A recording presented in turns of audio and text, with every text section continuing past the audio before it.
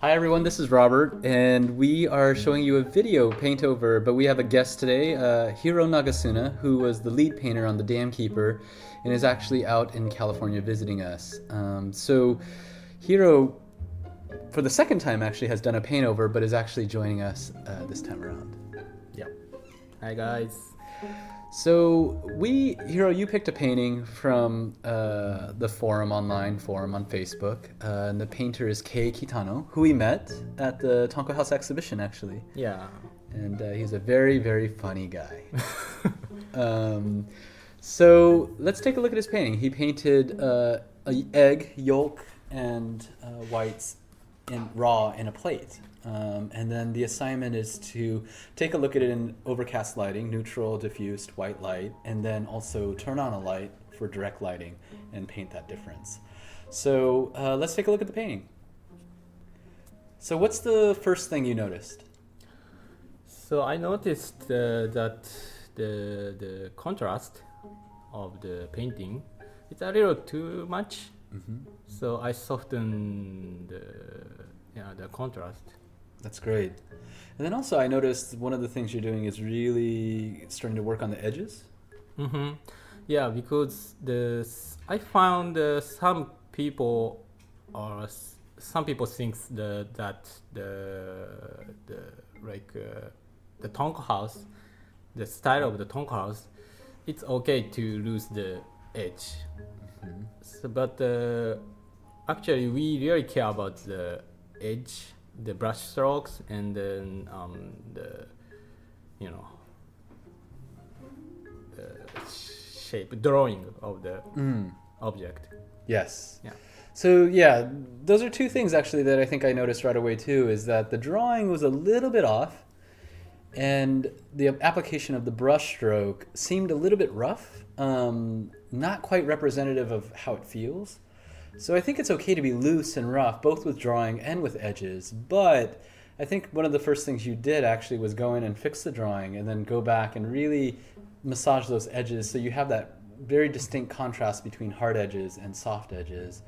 And how did you paint the edge? Like, going from where we were to where we are now, you have like a technique to do that?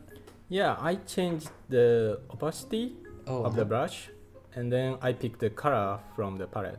Got it. So you do you start at 100%, but then you paint maybe like a 50% brush or something? Yeah, I usually use the 40%, and then you start painting that, and based on the values that created by painting with the 40% brush, you select that color and then paint more? Yeah.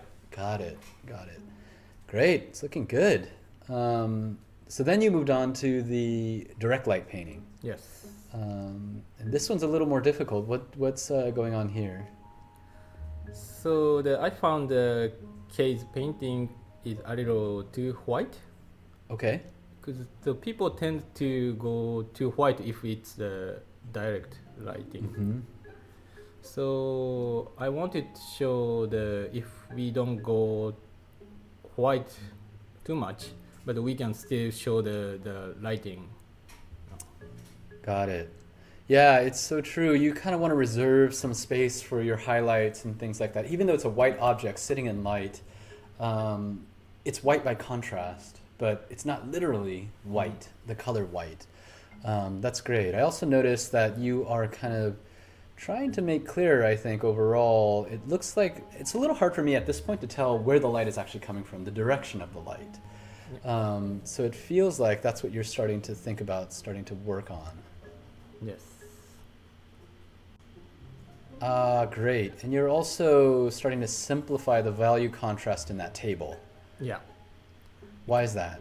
Because from the photo, I looked the color of the photo too much, and I misunderstood about the value of the object. Yeah, that's great. I mean, I think like the reflection, right, is this cool blue, and you see these different colors in the reflection, and you see, if you really look at it, you see this big contrast. But this is where value and color, there's a difference. Like you can have a contrast of color, but values can be close. And if you actually carefully look at it, the values are very similar, but the color is quite different. So it's amazing that you saw that difference and are adjusting the painting to have this kind of subtle grad almost over it.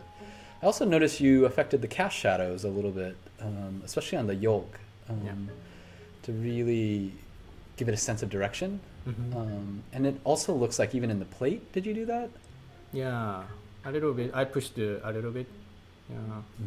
So it's clear that the light is coming from the left side and hitting the plate on the right side. Yes. That's great. So here we are. We're looking at the paintings, the two new paintings. The Kei's paintings are above and Hiro's paintings are below the paint overs, and you can see the difference. So, this is a good reminder. I think even for me, it's pretty incredible to see the difference because when I see Kei's paintings, I don't feel like they're really wrong. But when I see Hiro's painting, I think it's clearly the light is much clearer. What's happening in the light, the contrast, all of those things are just a little bit clearer. I think just a little closer observation, a little closer attention, paid attention to edges and to direction of light and to drawing. So thanks, Kei, for posting your paintings. I hope you're doing well out making artwork and making things in Japan. Yep. I hope you're happy with your paint over from Mr. Nagasuna.